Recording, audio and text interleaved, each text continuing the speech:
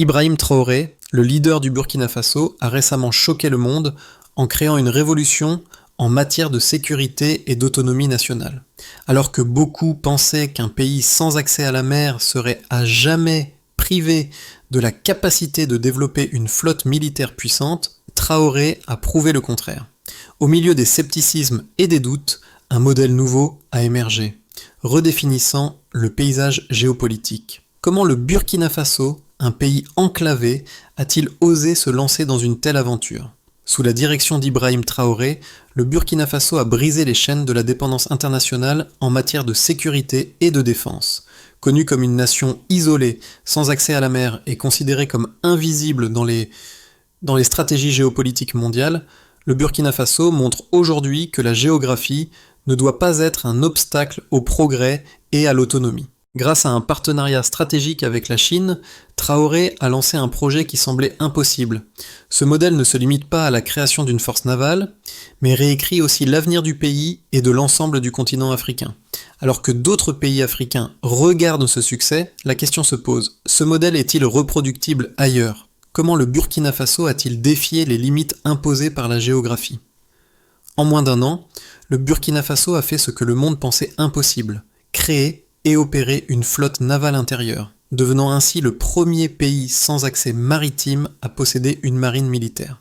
Bien que beaucoup aient douté, le pays a prouvé qu'aucune frontière géographique ne peut empêcher la détermination d'un peuple. Le Burkina Faso, situé au cœur de l'Afrique de l'Ouest, a longtemps souffert de l'absence d'accès à la mer, ce qui compliquait son développement économique et sa sécurité nationale.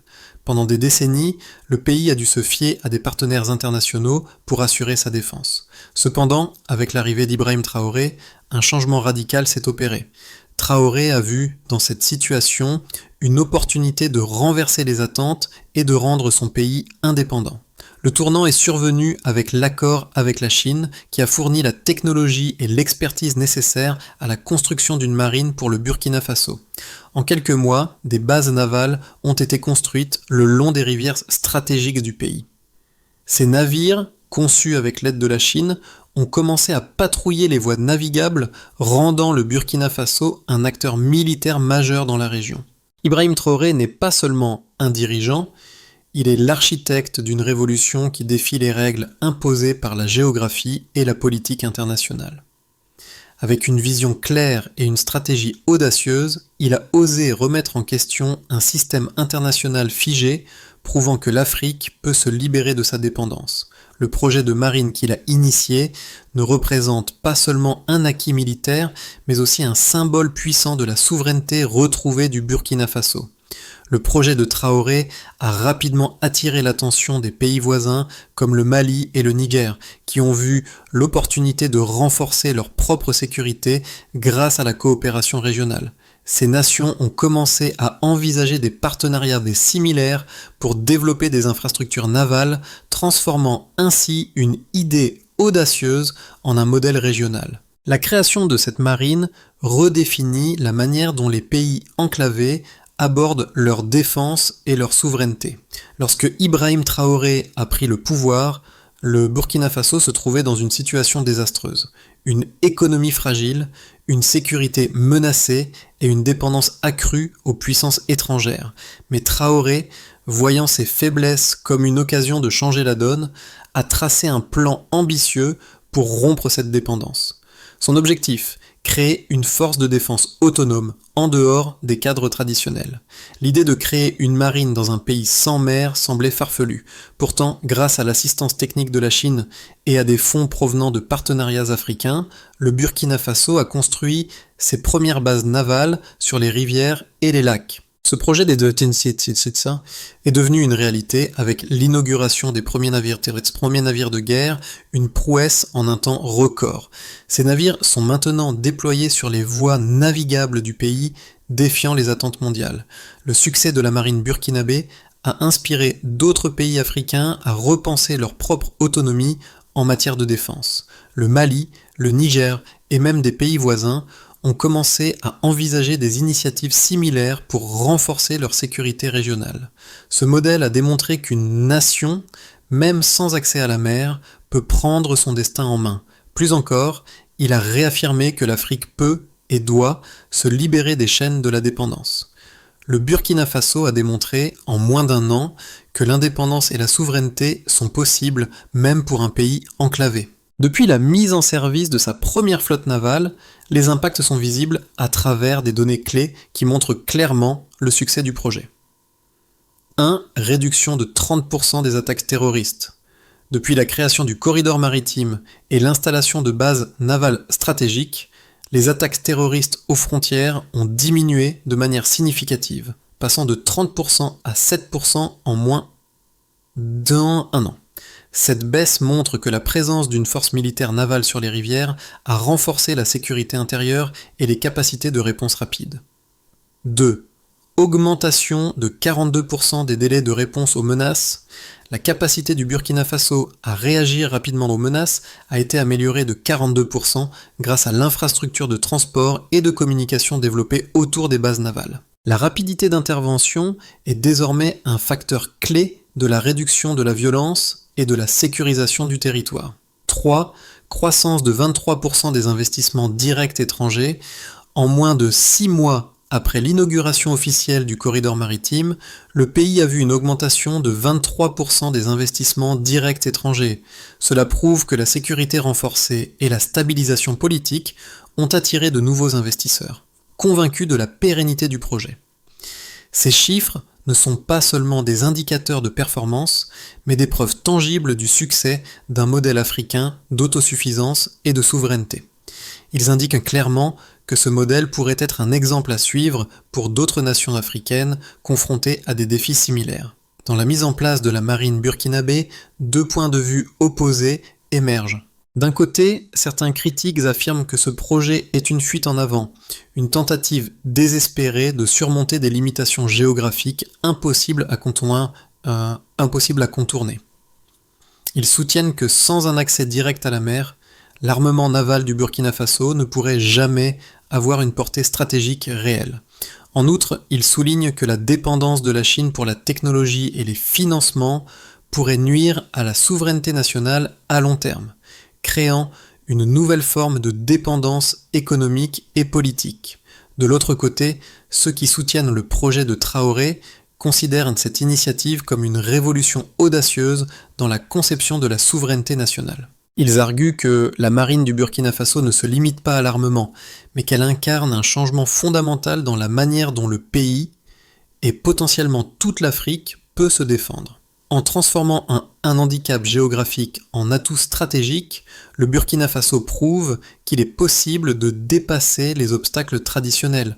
En outre, en s'associant avec la Chine, le pays ne fait pas que s'ouvrir à une technologie avancée, mais se positionne aussi sur une trajectoire indépendante, loin des influences de l'Occident. Les données disponibles révèlent que ce projet ne se contente pas de renforcer la défense du pays, mais a aussi des effets secondaires positifs, une réduction drastique des attaques terroristes et une augmentation des investissements directs étrangers. Ces résultats tangibles viennent contredire l'idée selon laquelle le pays serait soumis à une nouvelle forme de dépendance. Ainsi, le projet de marine ne se limite pas à un simple levier militaire, mais devient un symbole de l'indépendance africaine, un modèle qui pourrait inspirer d'autres pays du continent à défier leurs propres limites imposées par la géographie et les anciennes puissances coloniales. Une marine sans accès à la mer, ce n'était qu'un rêve, mais aujourd'hui il est devenu réalité. Le modèle de Burkina Faso ne fait plus figure d'exception isolée, mais représente désormais une percée dans la manière dont les pays africains peuvent penser leur autonomie et leur défense. Ce projet, qui a démarré comme une idée audacieuse, s'est transformé en une force tangible et active, changeant la donne dans la sécurité régionale et internationale. Le modèle burkinabé ne se limite pas à la création d'une simple force navale. Il réintroduit un élément fondamental de la souveraineté, la possibilité de contrôler et de défendre ses propres intérêts, sans avoir à compter sur des puissances extérieures.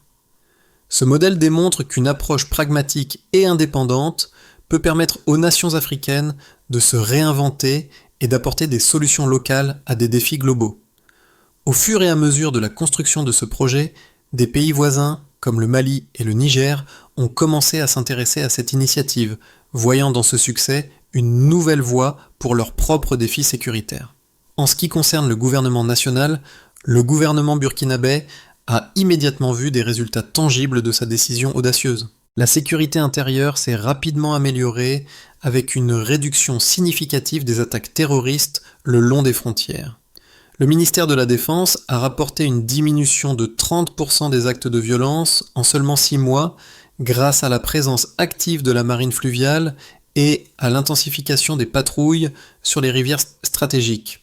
Le pays a également vu une meilleure capacité à protéger ses infrastructures vitales, un facteur clé pour garantir la stabilité politique et économique à long terme. Du point de vue du développement national, l'impact économique du projet ne s'est pas fait attendre. Selon le rapport du ministère de l'économie, les investissements directs étrangers, IDE, ont augmenté de 23% depuis l'inauguration de la marine. 23%. Les secteurs de la logistique et du transport, stimulés par la sécurité accrue des voies navigables, ont connu un essor considérable. De plus, le pays a enregistré une croissance économique de 4% l'année dernière, un signe fort que le projet ne profite pas seulement à la défense, mais également à la prospérité générale du Burkina Faso. Sur la scène internationale, à l'international, la marine burkinabé a surpris de nombreux pays, en particulier les anciennes puissances coloniales. L'idée qu'un pays enclavé puisse développer une capacité navale sans accès direct à l'océan a déstabilisé les attentes géopolitiques. Bien que des pressions diplomatiques aient été exercées par des nations comme la France et les États-Unis, le Burkina Faso a continué de défendre son projet, soulignant qu'il s'agissait d'une initiative légitime et souveraine. Cette attitude a renforcé la position du pays sur la scène internationale où son modèle de développement sans dépendance extérieure a inspiré d'autres nations. Pour ce qui est des communautés locales, pour les communautés locales, les effets ont été encore plus immédiats et palpables. Plus de 12 000 emplois ont été créés pendant la phase de construction de la marine, avec des milliers d'autres postes permanents dans l'exploitation et la maintenance des infrastructures. Les jeunes, autrefois contraints de migrer à la recherche de travail, ont trouvé un avenir plus prometteur dans leur propre pays. Des initiatives de formation, comme le centre de formation de la marine burkinabé, ont permis à des milliers de jeunes, y compris des femmes, de se former au métier de la défense et de l'ingénierie navale. Cela a non seulement renforcé le tissu social, mais a également stimulé un sentiment d'appartenance et de fierté nationale. Dans le scénario le plus probable, le Burkina Faso continuera à consolider son modèle de défense navale étendant sa portée sécuritaire et son influence dans la région. La coopération régionale avec les pays voisins comme le Mali et le Niger devrait se renforcer, avec des exercices militaires conjoints et des accords de sécurité bilatéraux. La croissance des investissements étrangers, alimentés par une stabilité accrue, permettra également au pays de diversifier son économie, tout en continuant à bâtir une infrastructure critique pour soutenir la marine. Cette dynamique permettra au Burkina Faso de rester sur la voie de la souveraineté et de l'autosuffisance. Dans un scénario plus optimiste, l'exemple du Burkina Faso pourrait être largement adopté par d'autres pays d'Afrique de l'Ouest. Si d'autres nations enclavées comme le Tchad ou le Niger, décident de suivre l'exemple de la marine fluviale, un véritable bloc régional de défense pourrait émerger. Cette coopération pourrait non seulement renforcer la sécurité régionale, mais aussi créer un réseau de partage de technologies et de ressources pour soutenir le développement militaire et économique de l'Afrique. À long terme, cette évolution pourrait diminuer la dépendance à l'égard des puissances occidentales et redéfinir la géopolitique de la région. Dans un scénario plus sombre, des tensions géopolitiques pourraient surgir entre le Burkina Faso et ses partenaires internationaux, notamment les puissances occidentales, qui pourraient percevoir ce modèle comme une menace à leur influence en Afrique. Des sanctions économiques ou des pressions diplomatiques accrues pourraient être exercées pour ralentir ou arrêter le développement de la marine burkinabé. De plus, des défis internes liés à la gestion des ressources, à la formation continue et à la sécurité des nouvelles infrastructures pourraient entraîner une instabilité qui retarderait les progrès du pays. Peu importe le scénario, il est essentiel pour le Burkina Faso de maintenir sa politique d'ouverture tout en consolidant ses alliances régionales et internationales. Le pays doit continuer à investir dans l'autodéveloppement tout en renforçant ses partenariats stratégiques avec les puissances émergentes qui respecte sa souveraineté. La clé du succès réside dans l'équilibre entre indépendance et coopération et dans la capacité du pays à anticiper et à gérer les défis économiques, sociaux et diplomatiques qui en découleront. Les impacts du projet de marine burkinabé vont bien au-delà de la sécurité nationale. Pour les populations locales, cette initiative représente une transformation radicale de leur quotidien, leur offrant un avenir plus stable et plus prospère. Les jeunes qui auparavant cherchaient une chance à l'étranger trouvent désormais des opportunités d'emploi dans le pays. Les autorités locales rapportent qu'une augmentation de 30% des inscriptions dans les écoles de formation navale a eu lieu, ce qui témoigne de l'engouement pour cette nouvelle voie professionnelle. Le projet a également un impact profond sur les groupes sociaux moins privilégiés, notamment les femmes. Le centre de formation de la marine burkinabé a formé un nombre croissant de femmes ingénieurs navales et officières. Celles-ci jouent un rôle clé dans la révision des infrastructures et la maintenance des navires, brisant ainsi les barrières traditionnelles de genre.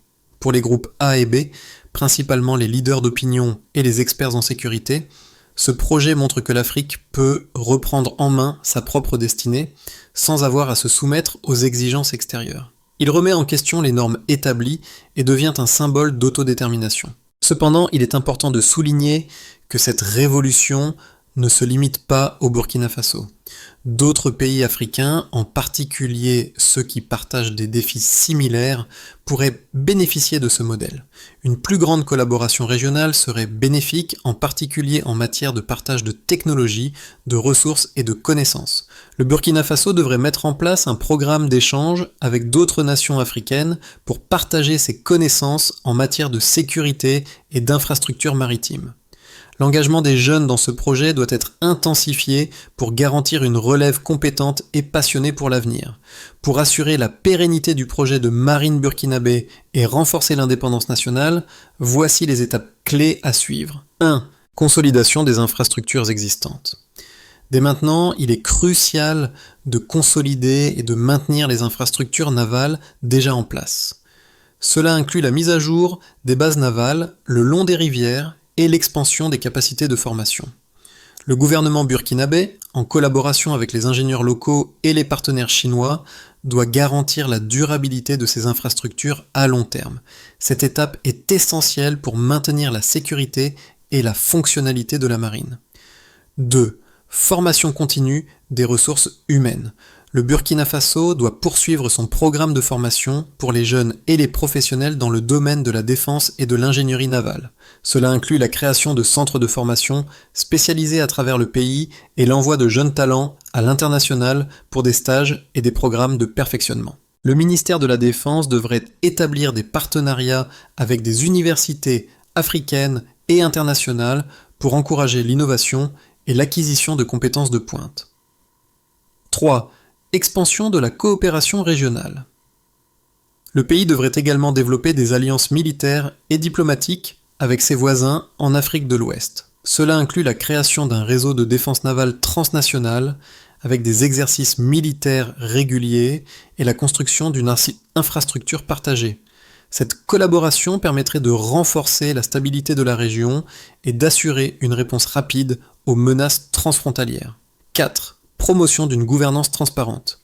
Pour garantir la légitimité du projet, le Burkina Faso doit promouvoir une transparence totale dans la gestion des fonds et des ressources. Le gouvernement devrait publier régulièrement les rapports financiers et les résultats des audits sur un portail public accessible à tous les citoyens. Cette démarche renforcerait la confiance publique et attirerait davantage d'investissements étrangers. 5. Recherche de nouvelles sources de financement.